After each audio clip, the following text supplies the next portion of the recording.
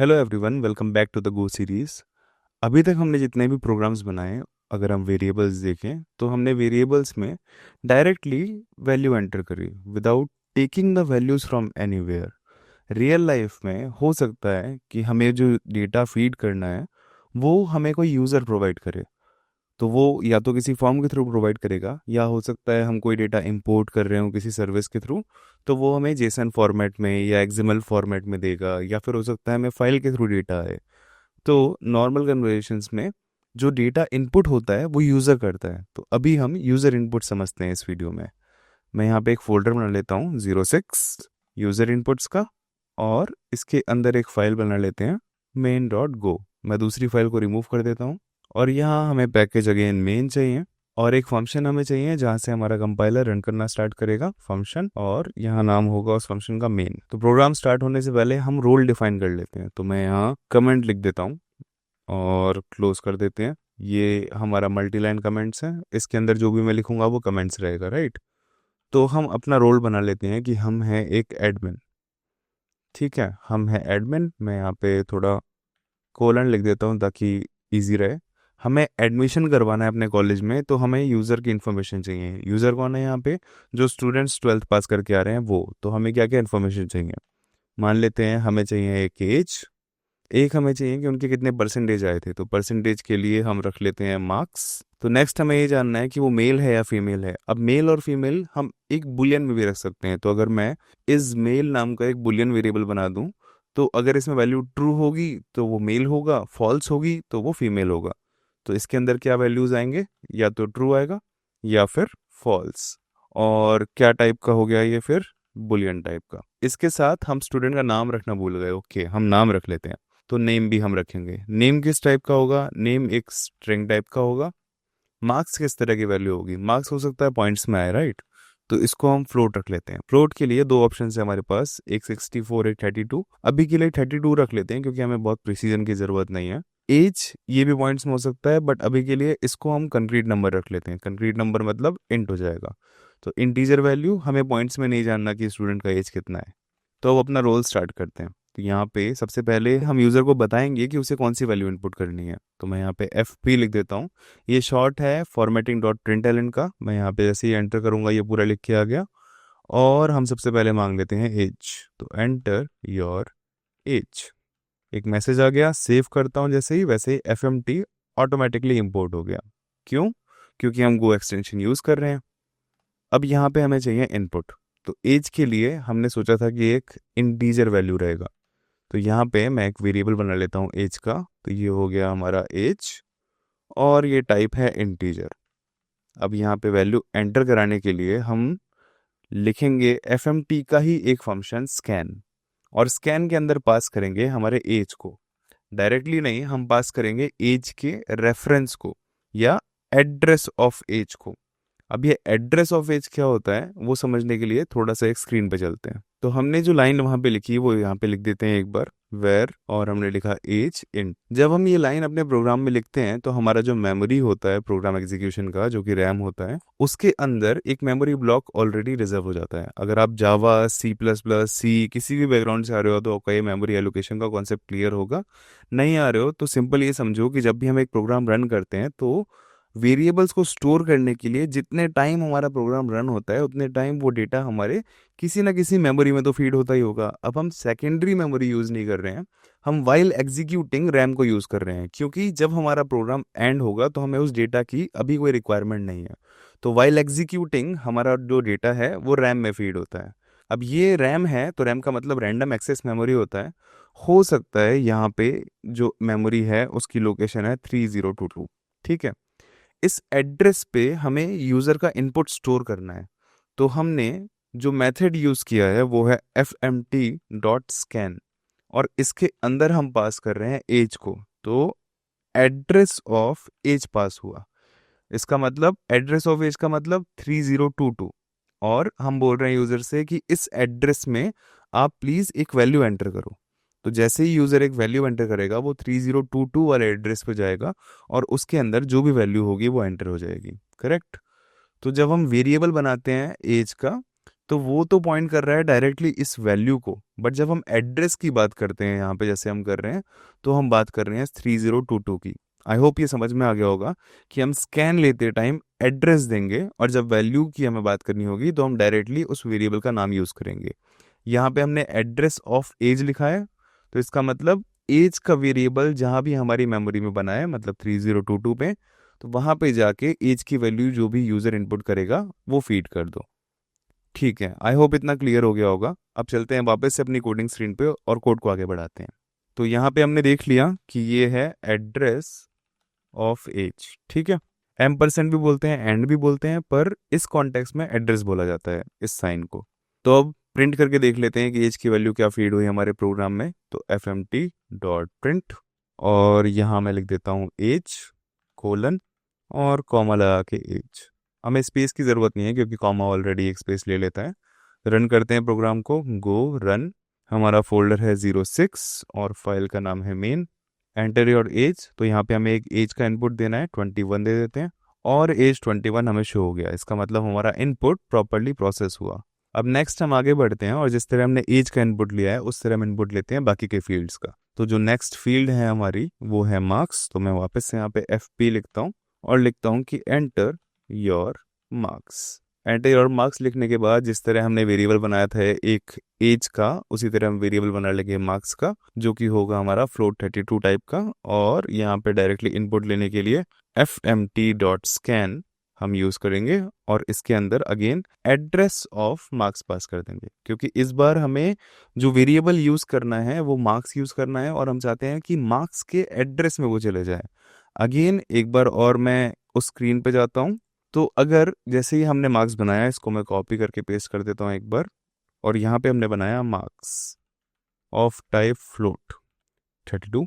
तो यहाँ पे एक और ब्लॉक बना, यहाँ मान लो रैंडम है, हो सकता है सीक्वेंस में बने, हो सकता है नहीं बने, और इसका जो एड्रेस है वो मान लो है कुछ भी 5645 56645 हो गया। ठीक है, ये एड्रेस है। तो अब जिस तरह से हम यूज़र का इनपुट लेना चाहते हैं वो है एड्रेस ऑफ मार्क्स। तो इसको भी मैं एक बार वापस पेस्ट कर देता हूँ और यहाँ पे जो हमें इनपुट चाहिए वो चाहिए मार्क्स के लिए।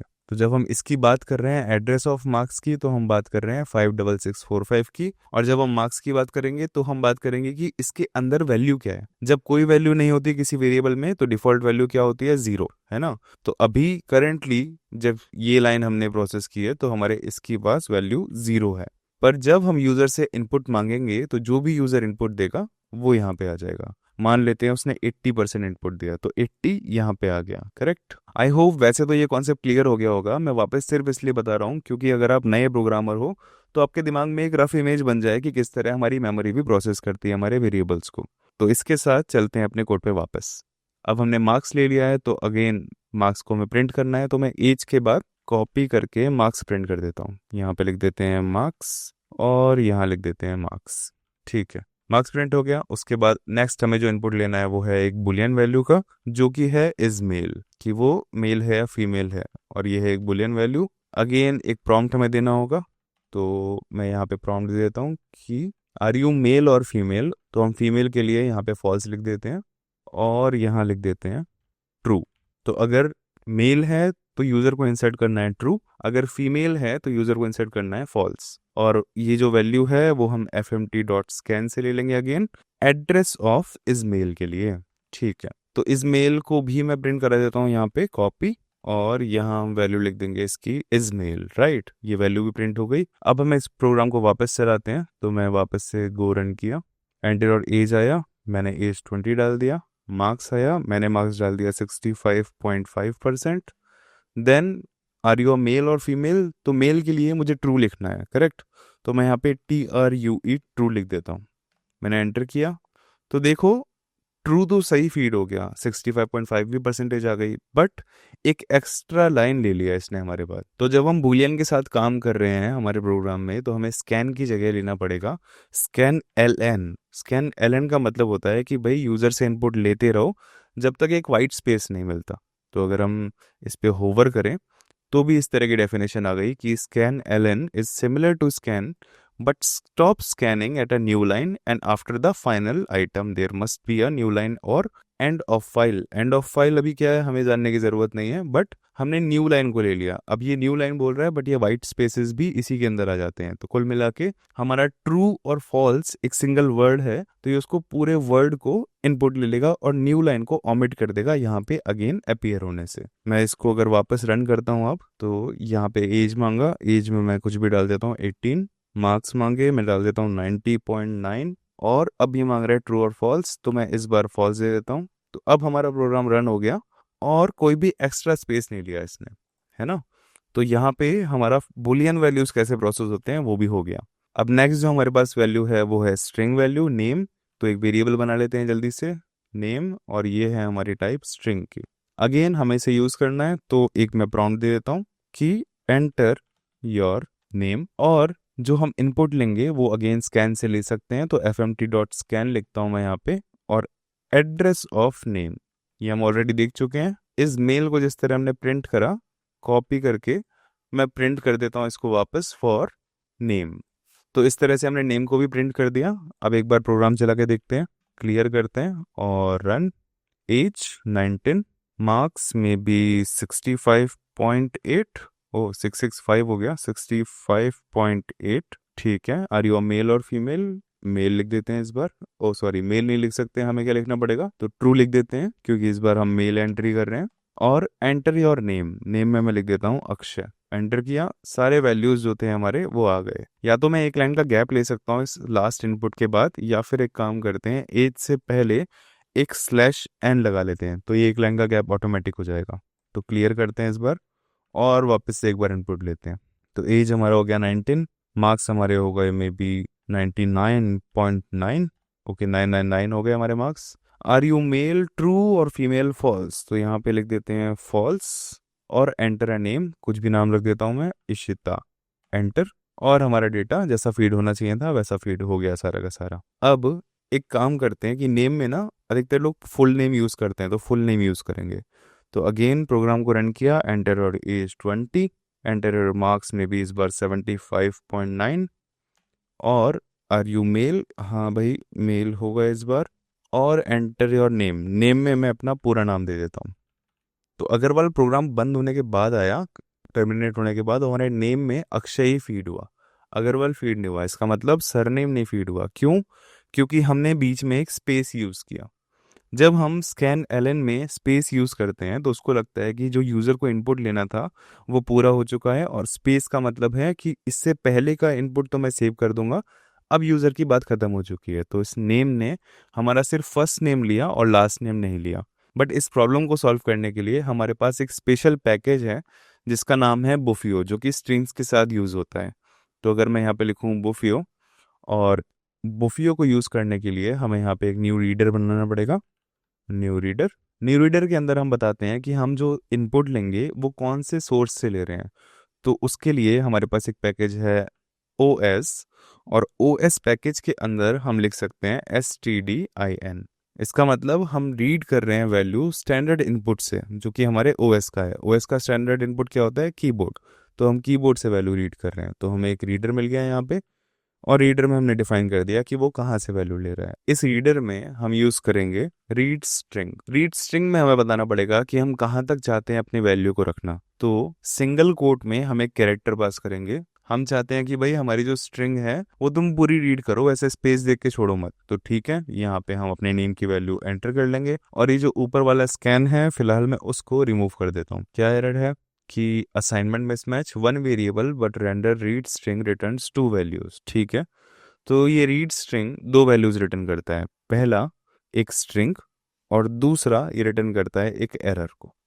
अब एरर में क्या एरर आया है कि अनडिफाइंड है, ठीक है डिफाइन कर देते हैं।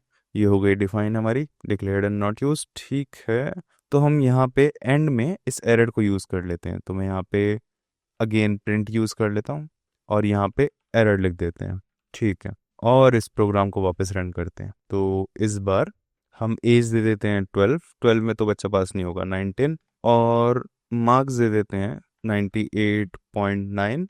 मेल है या फीमेल है, मेल कर देते हैं तो हमें ट्रू लिखना होगा, और एंटर योर नेम कर देते हैं। तो नेम में हम अगेन अक्षय अग्रवाल अपना नाम दे दिया मैंने, और ये वैल्यू सारे के सारे फीड हो गए, करेक्ट। अब इस प्रोग्राम में पर्टिकुलरली हमें एरर को प्रिंट नहीं कराने की ज़रूरत है ना, हम नहीं चाहते कि हम एरर को प्रिंट करें। तो जब भी इस तरह के हम फंक्शंस यूज़ करेंगे जहाँ पे हमें मल्टीपल वैल्यूज़ रिटर्न में मिल रहा होगा, तो एक ऑप्शन है हमारे पास, हम चाहें जैसे हमें फर्स्ट वैल्यू नहीं चाहिए या सेकंड वैल्यू नहीं चाहिए, तो हम इसको ओमिट करने के लिए एक अंडरस्कोर यूज कर सकते हैं। और अब एरर आ गया है कि लेफ्ट साइड पे कुछ भी न्यू वेरिएबल डिक्लेयर नहीं हुआ है, no new variable declare on the left side, ठीक है। तो हम इस साइन को रोल बैक कर लेते हैं और इक्वल्स रख लेते हैं, नॉर्मल असाइनमेंट। अब क्या होगा, अब हमें पता है कि ये फंक्शन दो वैल्यू देता है, तो हमने अंडरस्कोर से उसको एक्नॉलेज कर लिया, बट क्योंकि हमें एरर को कहीं पे यूज नहीं करना है अपने प्रोग्राम में, तो हम अब इसको हटा सकते हैं। अब वापस से चलाते हैं एक बार इस प्रोग्राम को, तो क्लियर कर दिया मैंने कंसोल, वापस से रन किया। इस बार हमारी वैल्यू एज की 17 है।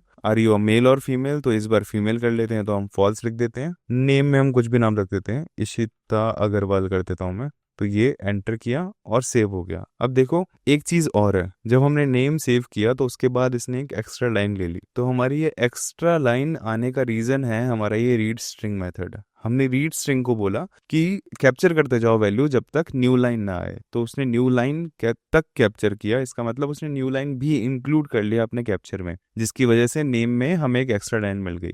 बट हमें तो एक्स्ट्रा लाइन नहीं चाहिए, तो हम स्ट्रिंग्स का यूज कर सकते हैं। स्ट्रिंग्स एक पैकेज होता है जिसके अंदर ट्रिम कर सकते हैं हम अपने स्ट्रिंग को। ट्रिम का मतलब होता है कि हम एक्स्ट्रा स्पेसेस आगे से और एंड से दोनों साइड से हटा सकते हैं। तो यहाँ पे मैं ट्रिम लिखता हूँ और यहाँ पे ट्रिम स्पेस हमारे पास एक ऑप्शन है, इसके अंदर पास करेंगे हम अपनी स्ट्रिंग, और जो भी वैल्यू रिटर्न होगी, जिसका मतलब है कि हमारी स्ट्रिंग से जब स्पेसेस हट गए हैं, तो वो वैल्यू हम सेव कर देते हैं अपने नेम में वापस। ठीक है, हमने क्या किया, हमने सिंपली अपने नेम को पास किया इस फंक्शन में ट्रिम स्पेस में। हमने बोला कि भाई हमारे नाम में आगे एक /n आ सकता है या स्पेस आ सकता है, तो उसको प्लीज ट्रिम करके मुझे रिटर्न करो वापस से मेरा नाम। तो यहाँ पे हमने जो वैल्यू वापस से आई उसको कैप्चर कर लिया अगेन नेम में। हमने कोई नया वेरिएबल नहीं बनाया यहाँ पे, क्यों? क्योंकि हमें जो नाम है वो इसी नेम वेरिएबल में सेव करना है। तो ठीक है, इसके बाद अगर मैं अपना प्रोग्राम रन करूँ तो यहाँ पे वैल्यू कैप्चर कर लेते हैं। इस बार मेरी एज मान लो 20 है। फिर मेरे मार्क्स जो आए हैं वो आए हैं 96.9। और क्या मैं मेल हूँ या फीमेल, तो मेल के लिए ट्रू लिख दिया मैंने। नेम में मैंने वापस से अपना नाम लिख दिया, अक्षय अग्रवाल। और इस बार हमारे प्रोग्राम में नेम के बाद एक्स्ट्रा स्पेस नहीं आया है, ट्रू फाइनली सेव हो गया है, फ्लोट में हमें इशू था नहीं, और एज की वैल्यू भी परफेक्टली सेव हो गई है। तो यहाँ पे हमने चारों तरह की वैल्यूज को इनपुट लेके देख लिया। अब मिलते हैं नेक्स्ट वीडियो में।